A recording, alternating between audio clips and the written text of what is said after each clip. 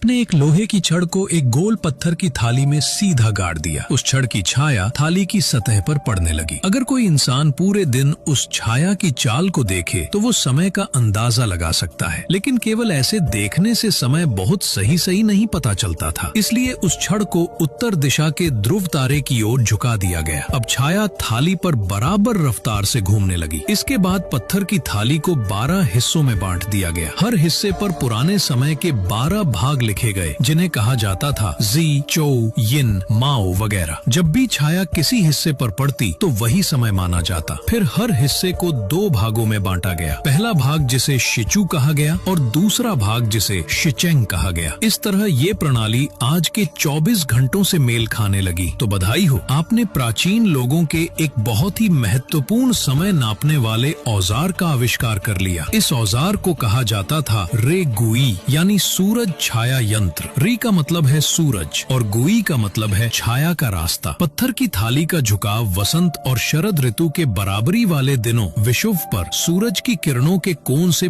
पूरी तरह मिलता था। इसी वजह से साल के एक हिस्से में धूप थाली के आगे वाले भाग पर पड़ती थी और सर्दियों के दिनों में धूप थाली के पीछे वाले भाग पर पड़ती थी। इस तरह रेगुई सिर्फ समय ही नहीं बताता था, बल्कि ये ऋतुओं और मौसम के बदलाव का भी पता लगाने में काम आता था। लेकिन अब सवाल ये है, अगर बारिश हो रही हो या बादल छाए हों या फिर रात का समय हो और सूरज ना दिखे, तो उस समय प्राचीन लोग समय कैसे बताते होंगे?